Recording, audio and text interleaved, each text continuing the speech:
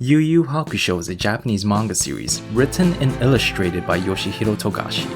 The series tells the story of Yusuke Urameshi, who was struck by a car while attempting to save a young boy's life. Koenma, the ruler of the spirit world, offers Yusuke a chance at life again. After Yusuke comes back to life, Koenma appoints him as his new spirit detective. As spirit detective, Yusuke must investigate demons and apparitions that haunt the human world. The series was picked up and adapted by Studio Pierrot. The anime premiered on October 10, 1992 and ran for 112 episodes. The finale aired on January 7, 1995. Netflix revealed visuals for the upcoming live-action adaptation, and I feel like now would be a great time to learn about the production history of the anime that the world still enjoys today.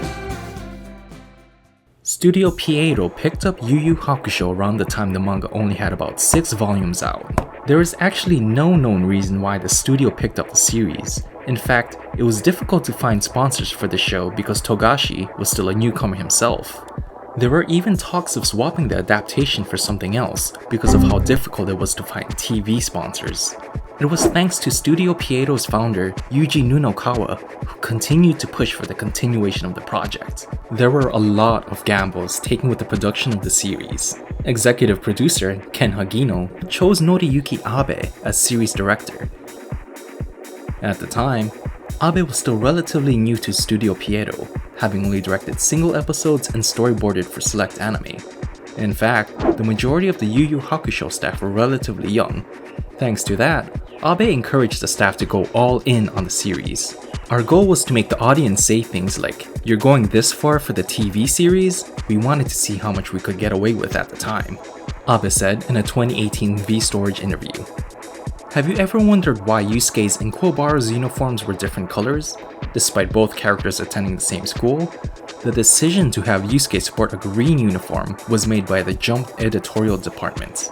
Despite Yusuke having blue uniform in the cover Shonen Jump issue number 51 of 1990, the debut issue of the series. Abe was indifferent about the color choice at first too, but he felt it worked out in the end, as the target audience of the show were children, and the different colors allowed them to tell the characters apart, just like Go Rangers in the very first Super Sentai series, or as we know them, the Power Rangers. The color scheme of the main characters were most likely derived from Weekly Shonen Jump number 38 in 1991. Children remember characters by their color scheme, so we needed to make them stand out. If everyone wore black with an emphasis on realism, it would have looked pictorially simple.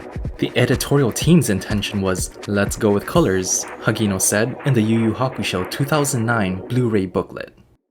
It's worth noting that Togashi has played with the color schemes for most of the characters. If you've ever seen the manga's original color chapters, you'll see that Kurama has had both black hair and red hair, sometimes black with a shade of red. In addition to that, Botan had blonde hair as seen in the Yu Yu Hakusho art book. This kind of reminds me of Dragon Ball's manga, where Bulma's hair is purple more times than it was blue. In the end, the anime went with blue hair. I should also note that Togashi had little contribution to the anime. According to Abe, he's only consulted Togashi a few times in order to get his opinion on the settings and characters. Other than that, Shonen Jump wanted the manga author to concentrate on Yu Yu Hakusho serialization, and instead, Jump acted as Studio Pierrot's consultants. Another thing that's different between the anime and manga is how quickly the anime becomes a battle story than the manga. This decision was made by Fuji TV. During the time Yu Yu Hakusho was animated, studios worked in concert with broadcasting stations and advertising agencies. Fuji TV felt that the series needed to become what made the manga popular in order to reel in and keep the audience. Back then, there was no telling how long an anime series would run, so the series needed to pick up steam in order to ride out the long ride. The manga became a hit once it became a battle story, which is what led to us introducing Hiei and Kurama in the early stages of the series. It's important to capture the viewers in the initial stages, Abe said in the V-Storage interview. The anime skips a majority of the stories that happen while Yusuke is still dead. He comes back to life in episode 5, in contrast to the manga, where he comes back to life in chapter 17. Although Abe does admit he did plan to animate those stories. As for the finale of the series, the manga was wrapping up its story, and the anime wasn't too far behind as far as storytelling goes. Togashi himself was thinking of ways to end his story. At the same time, the producers discussed with each other on what to do with the final story of the anime. They did want to create an entirely original story for the end, but decided against that, feeling that that approach may have muddied the story. Instead, they worked up a compromise where they would write the series finale built around Yusuke's return from the Demon World.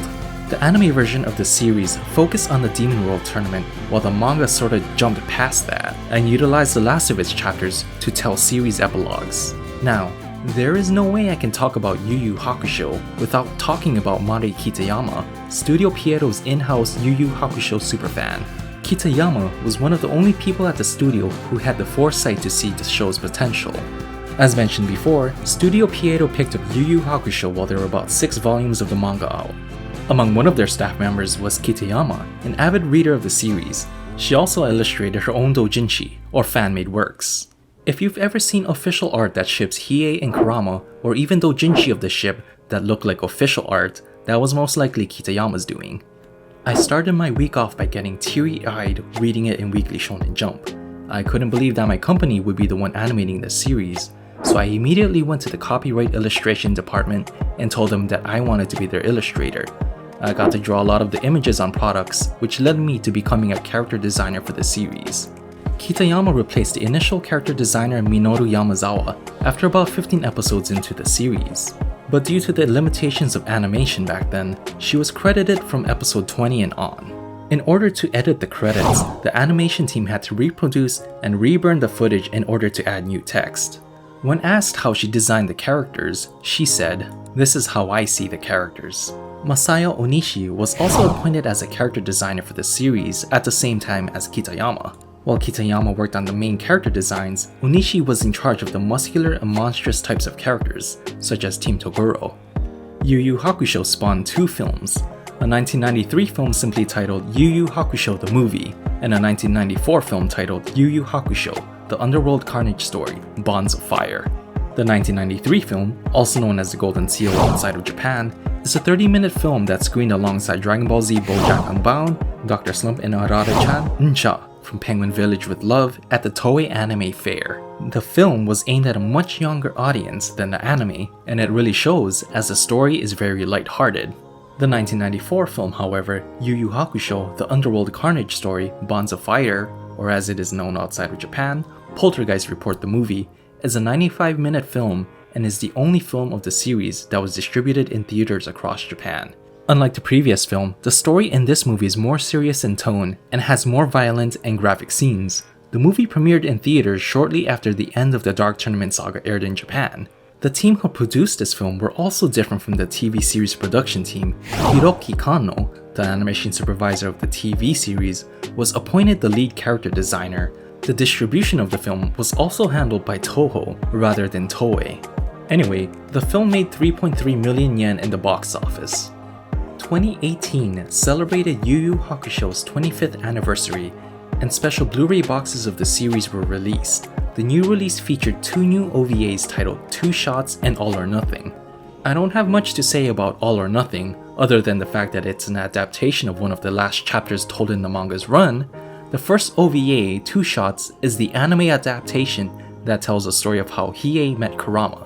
This particular story was told in Weekly Shonen Jump No. 9, 1992, and the Jump editorial department requested a 31-page story as opposed to a typical 20-page story from the reluctant Togashi.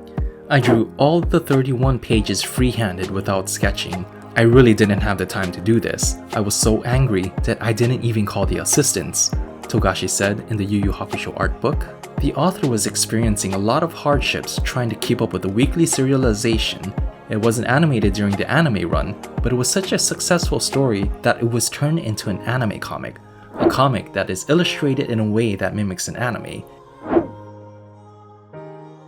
And that's about it for today's video. Special shout out to Mori and their YYH Forever fan site on Tumblr.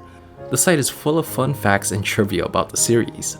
I encourage everyone to check it out, and I'll leave the link in the description below. And don't forget to check us out on ayakaweb.com for more fun content. Until next time.